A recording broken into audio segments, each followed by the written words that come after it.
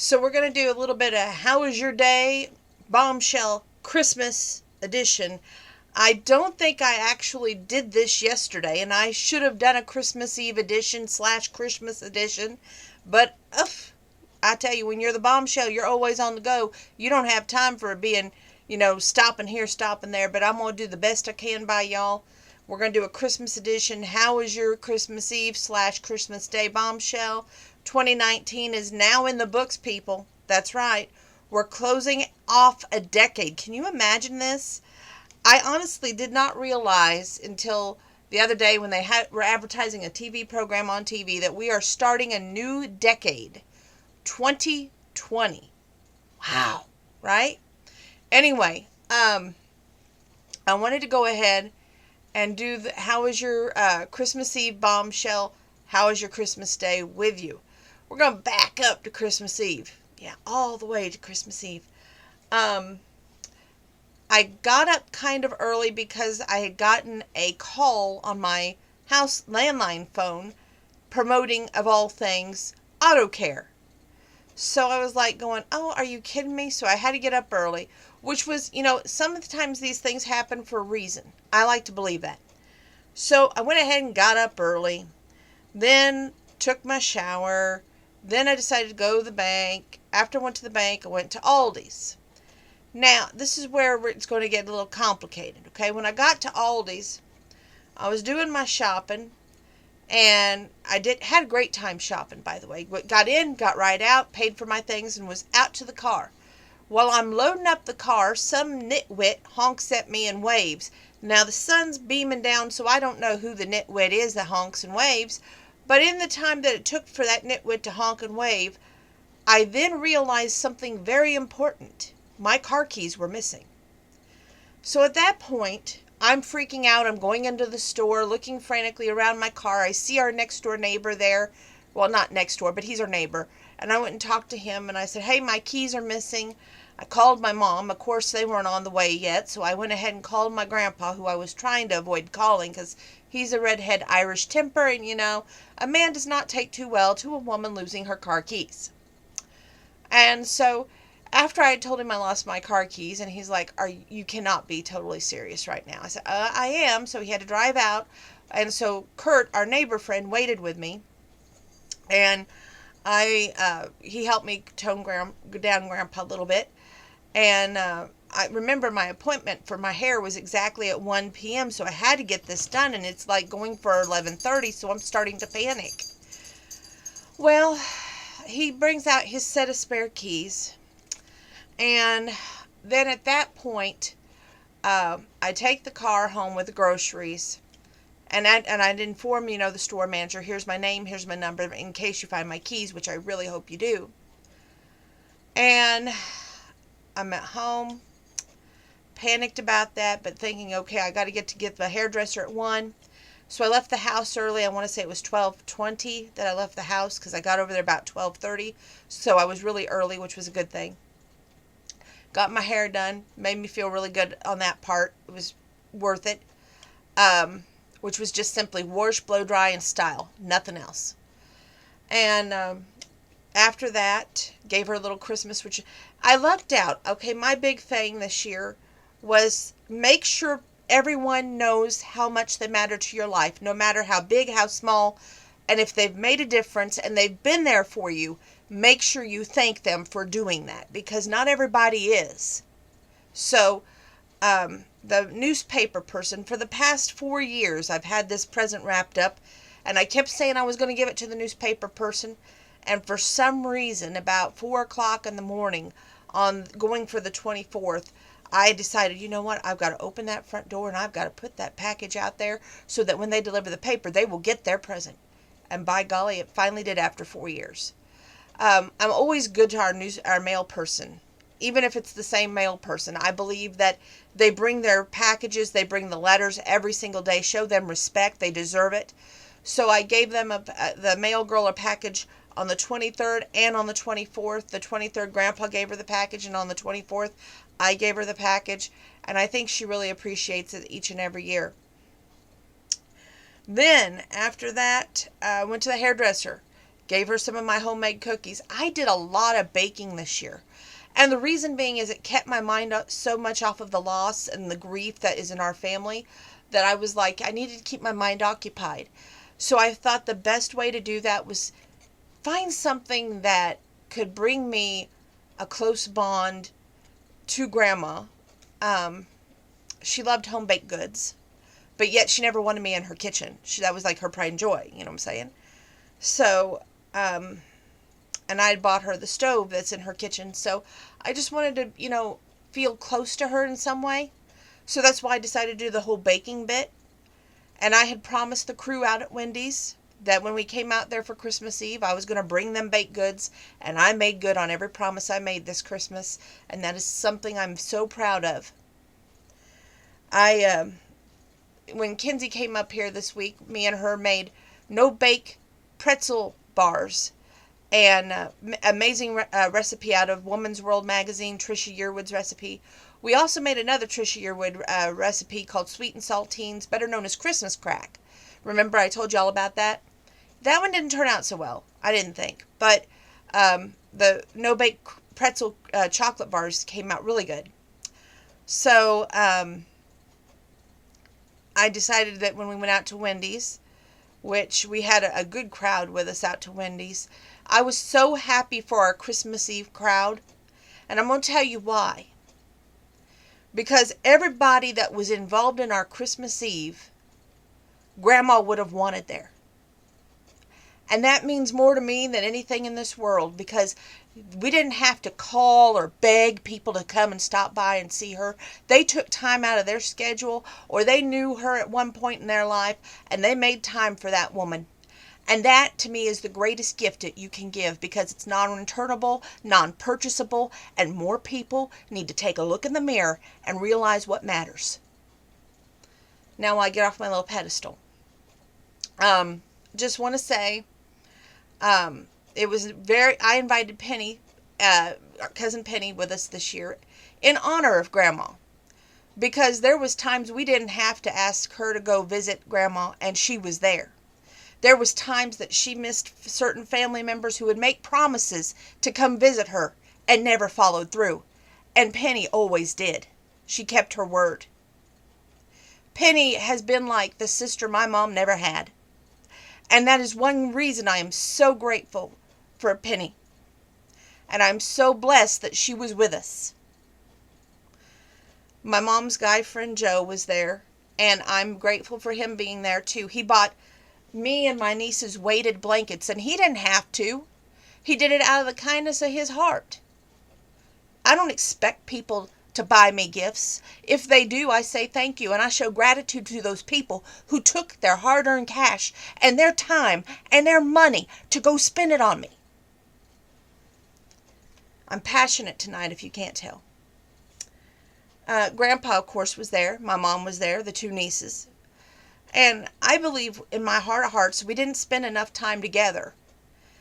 And for those who feel otherwise, maybe they shouldn't have been in attendance, because maybe they didn't want to be there with us.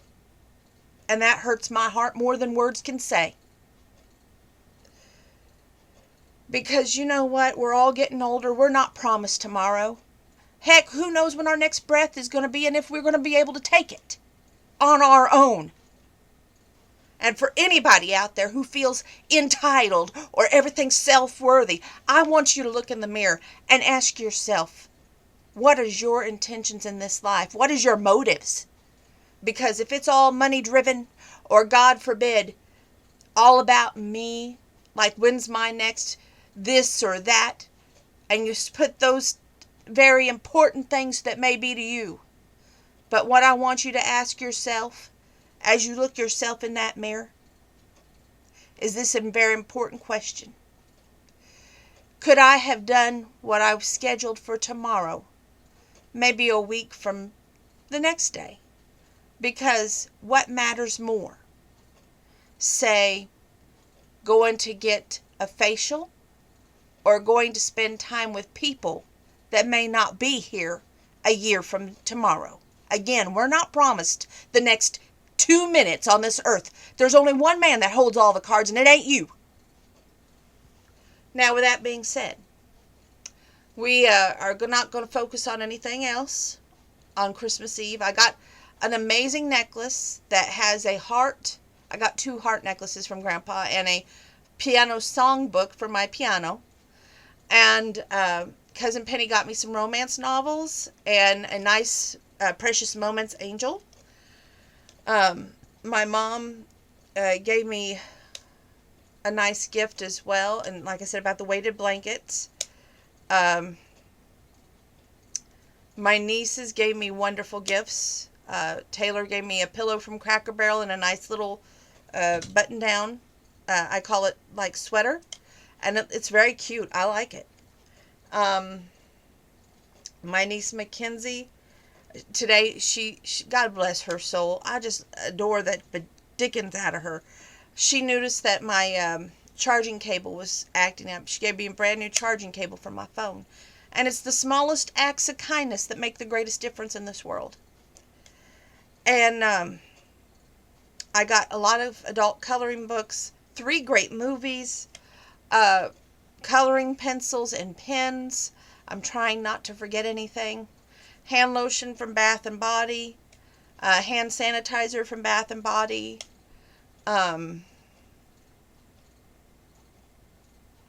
Just so many gifts, so many blessings. And like I said, the gift of time seems to go too quickly. I regret not taking group photo on Christmas Eve. To me, the people who took time, that's a strong word with me, out of their schedule, be it family, be it friend, be it whatever, if they made time to make a person feel special and appreciated, it matters more than anything that you can give as a gift, because the gift of time is something we don't get to buy at a store, return at a store, not be the right size or the right fit, if you will. And I want to drive that home.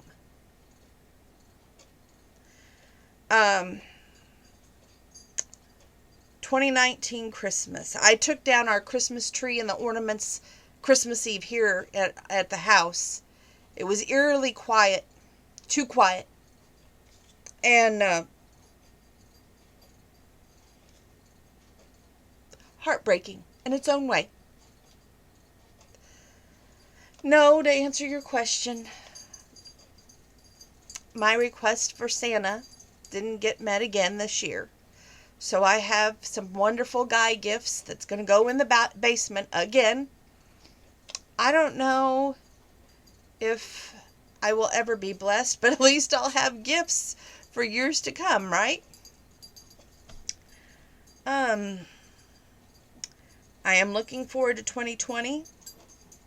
I hope we all get great health and realize what matters in 2020. It's not all about you. You need to think about your priorities in life, where you're going in life, and most importantly, don't give to people who take advantage. Now I want that soaked into your brain. Because sometimes those people that you give all the gift of your time to don't deserve it.